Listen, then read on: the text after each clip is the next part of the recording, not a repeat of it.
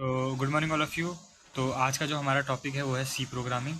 इसी चैनल पे आपको बहुत सारे ट्यूटोरियल्स और मिल जाएंगे। ट्यूटोरियल्स का पूरा फुल सिलेबस मिल जाएगा फिज़िक्स का और मैथ्स का फर्स्ट सेमेस्टर का, ठीक है अभी। और उस 6 मंथ बाद सेकंड सेमेस्टर का, मतलब कि इसमें ओवरऑल सब कुछ मिल जाएगा। अगर आप एक साल के या बिगनर हैं, फर्स्ट सेमेस्टर में है, तो आपके लिए अभी सब कुछ है। थोड़े दिनों बाद सेकंड सेमेस्टर का भी अपलोड हो जाएगा। तो शुरू करते हैं। अभी हम सी प्रोग्रामिंग पे हैं, तो सी प्रोग्रामिंग के बारे में पढ़ना शुरू करते हैं क्योंकि टाइम बहुत कम है पढ़ने की, ठीक है। तो आज जो है थोड़ा सा इंट्रोडक्शन है सी प्रोग्रामिंग का, ठीक है। तो पहले तो हम पढ़ते हैं what is C. C programming language है जिसकी मदद से हम कंप्यूटर को कमांड करते हैं, कोई इंस्ट्रक्शन देते हैं, ठीक है। हम इंस्ट्रक्शन देते हैं जिससे कि वो हमारे लिए वो काम करके दे। जैसे कि हम आप हैं और मैं हैं, ठीक है। अब मुझे तुमसे एक कुछ काम करवाना है। जैसे मैंने सोचा कि भाई मेरे दिमाग में आया कि एक गिलास रखा है, मैंने पानी की बोतल रखी है। तो मैंने तुम्हें देखा, वो बगल में खड़े हो। तो मैं तुमसे कहूँगा कि भाई पानी की बोतल तू उठा के इसको यहाँ से हटा दे, ठीक है। ऐसे कहूँगा।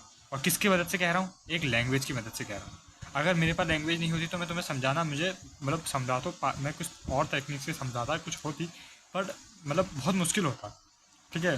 तो अभी के हिसाब से बहुत मुश्किल होता दूसरे को समझाना।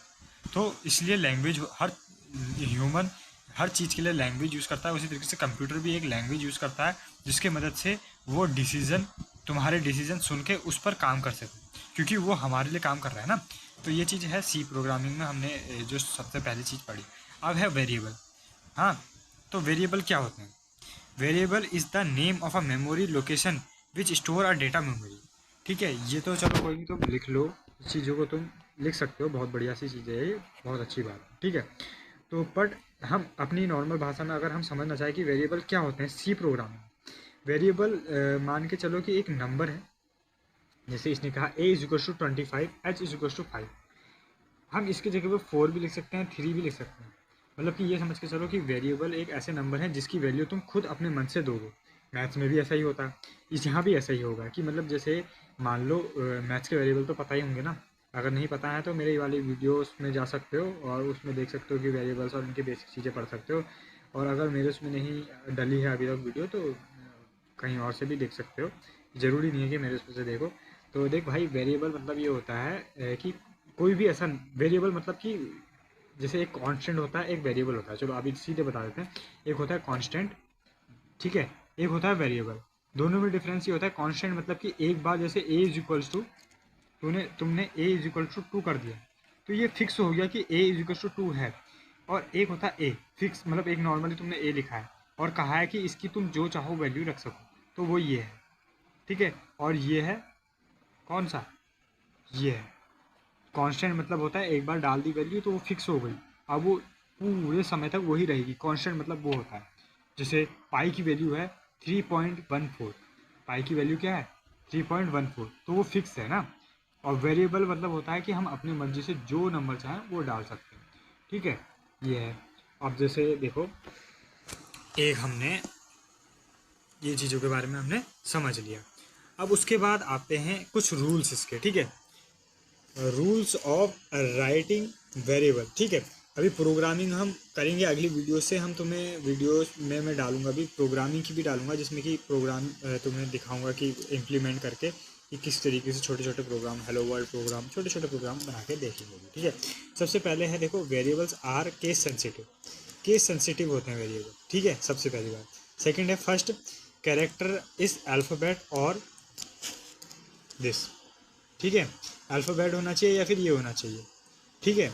नो कॉमा, ब्लैंक स्पेस, कोई भी कॉमा नहीं होना चाहिए और कोई भी ब्लैंक स्पेस नहीं होना चाहिए। No other symbol other than this, इसके अलावा और कोई बेफालतू का सिंबल नहीं होना चाहिए। कोई भी अंटी शंटी सिंबल नहीं लगा सकते तो प्रोग्राम में, ठीक है। ये आज चीज़ इंपॉर्टेंट नोट देख लेते हैं थोड़ा सा। देखो किस किस तरीके से हम, किस किस वे में हम वेरिएबल ले सकते हैं। सबसे पहला वे ये है, सेकंड ये है, थर्ड ये है, फोर्थ ये है। इंट मतलब होता है, तुम ये समझ सकते हो, इंटीजर। फ्लोट मतलब होता है डेसिमल। कैरेक्टर मतलब होता है ABCD अल्फ़ाबेट्स, कुछ भी ले सकते हो, स्टार, हैज़, ये सब चीज़ें, ठीक है। ये मैं कैरेक्टर को इस तरीके से बोल रहा हूँ, इसका मतलब ये है कि मतलब स्टार है, ये इस तरीके से भी हो सकता है। और स्ट्रिंग में हम अभी और आगे को जब हम स्ट्रिंग पढ़ेंगे तो वो भी इस तरीके का ही हो, मतलब उसमें भी इसी चीज़ों के बारे में छोटी मोटी चीज़ें बताइए। तो और कुछ नहीं भाई, देखो कांस्टेंट में वही चीज़ें लिखी है, देखो देख लो। मैंने देखो नॉर्मली इस तरीके से तुम भी क्या करो, वो वैल्यू जो हर हमेशा चेंज ही होती है, value that didn't change, fixed, जो फिक्स रहती है, ठीक है, जैसे ये है, ठीक है, ये है कैरेक्टर में, कांस्टेंट रियल में ये है, ठीक है। फिर आते हैं देखो keywords. Keywords that have special meaning to the compiler, मतलब कि कोई कीवर्ड्स मतलब होता है कि जिसके बाद एक स्पेशल मीनिंग होती है, जैसे ऑटो है, डबल है, इंट है, स्ट्रक्चर। अब इंट का काम क्या होता है, कोई भी इंटीजर वैल्यू प्रिंट करना, ठीक है। डबल का काम क्या होता है, क्या होता है डबल का काम, पता करना। वीडियो में आज तुम्हारे लिए एक होमवर्क है कि डबल का काम क्या होता है, ठीक है।